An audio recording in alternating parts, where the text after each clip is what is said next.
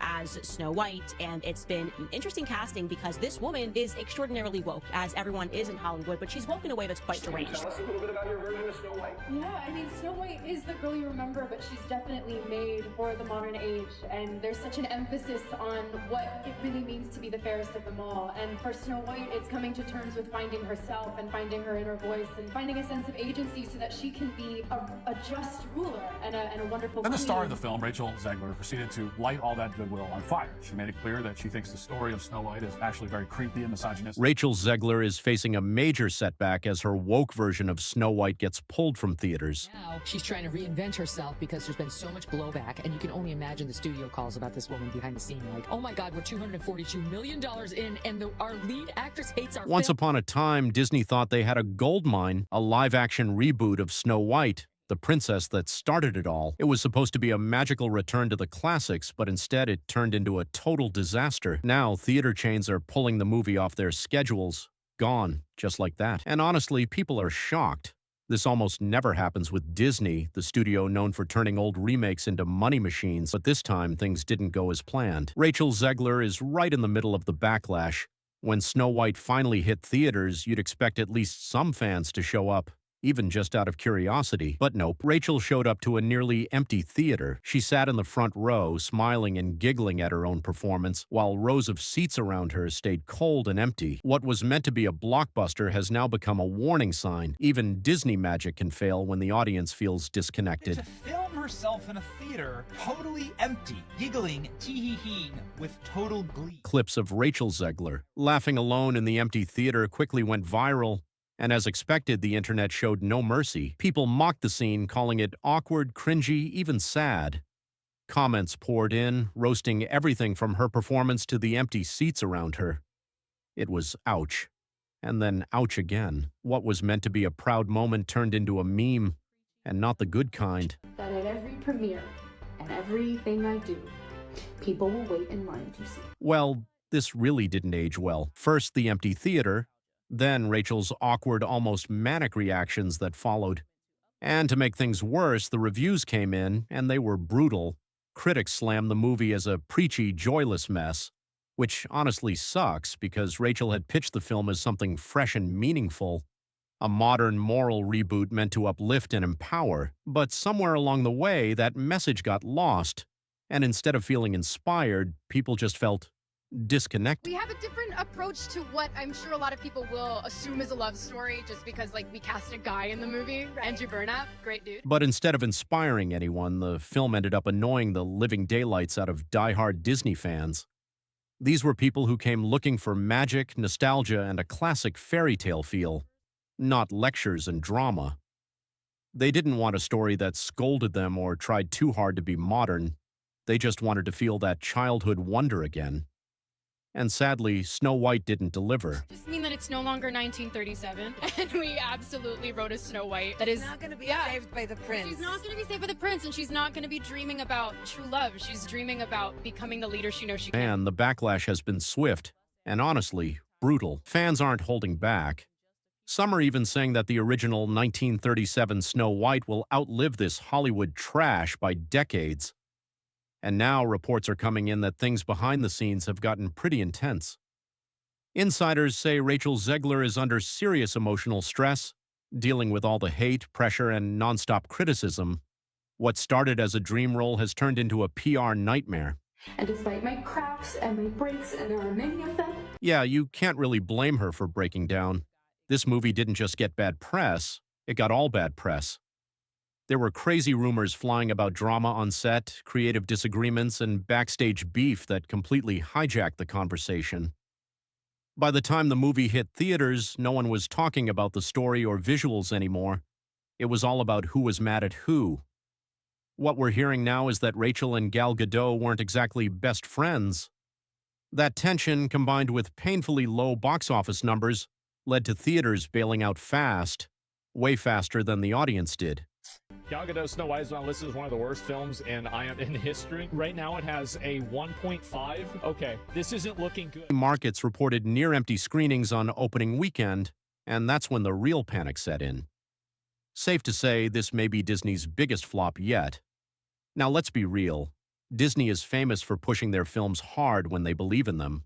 We're talking Happy Meal toys, bus ads, theme park tie-ins, the whole shebang. But with Snow White, none of that Disney magic worked. The film went from being Disney's next big thing to what in the world happened here in just a matter of days. Currently, Snow Woke and the 7 pronouns is sitting at 43% on the tomato meter on Rotten Tomatoes. And in the end, Snow White earned a crown no one wanted, the title of the worst box office flop in the history of Disney's live-action remakes. Yep, worse than Dumbo, worse than Pinocchio, even worse than the ones you probably forgot ever existed. It went from being a big comeback to a massive failure. This isn't just another bad movie.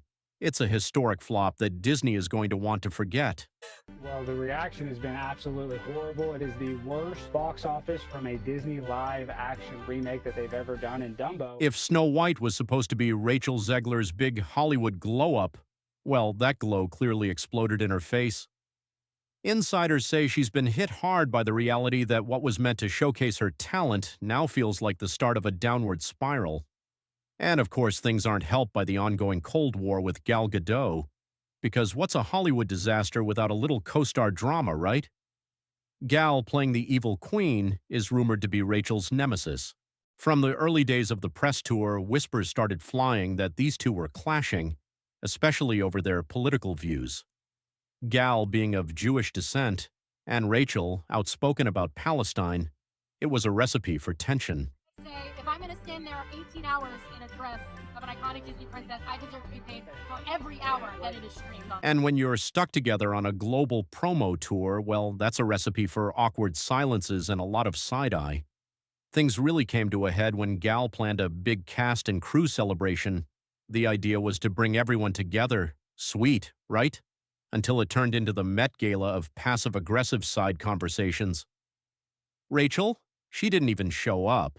She claimed it clashed with her values, which basically meant no thanks. And says it's pro-Palestinian, and the evil queen is a Zionist. On-set reports said Rachel and Gal couldn't even fake liking each other.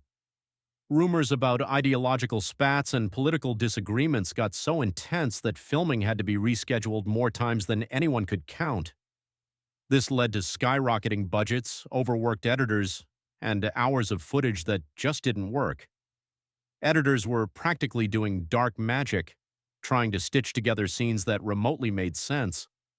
One insider said they could barely film 2 minutes of dialogue without that tension practically crackling in the air. And it showed. Audiences could feel the awkwardness. Reviews called their chemistry non-existent, with some saying it felt like watching two coworkers silently hate each other during a forced Zoom call. Disney tried to keep the drama under wraps, but, well, that clearly didn't work. RachelZegler has been described as a walking PR disaster for Disney. At this point, even the marketing campaign was fighting for its life. Canceled photo shoots, reshoots filled with weird tension, and PR teams probably chugging Red Bulls just to get through it all. Nobody wanted to do interviews. Reporters were even warned not to mention the co-stars in the same sentence. Promo events turned awkwardly quiet or were rescheduled. But the real red flag, when online talk shows and Twitter started asking whether the film could even survive all the negative energy. Here's a little spoiler for you. It couldn't. Disney's Snow White was essentially a box office dud. The movie hadn't even come out yet, and people were already debating whether Disney should just drop it straight into the forgotten bin on Disney+. Y'all, the memes were unstoppable. It was already clear.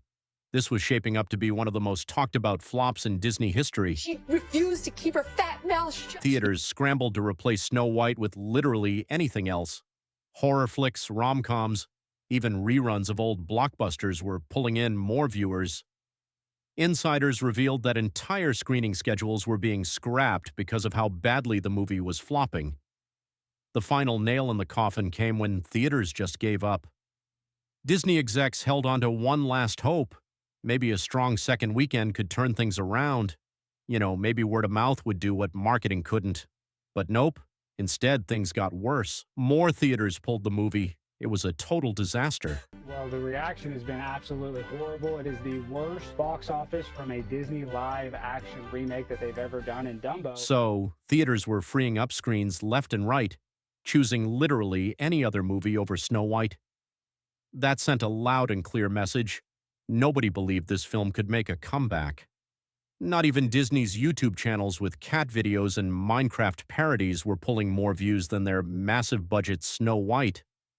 That's how far the mighty have fallen. Sources close to Rachel say the pressure was unbearable. Between tabloids ripping apart her interviews, social media dragging every word she said, and major news outlets calling her out, she was in freefall. Her comments about the original 1937 Snow White, which fans thought were smug or just plain mean, didn't help.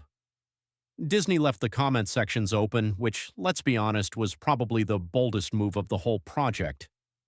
Then, after the movie was pulled from theaters, Rachel basically vanished. Insiders say she went dark, locking herself away from the spotlight. Friends described her as heartbroken, often crying and feeling like she had become the face of a Hollywood train wreck. And let's be real, this wasn't just a flop. This was Disney's Snow White, one of the most iconic roles in the world, and it turned into a branding nightmare for Rachel.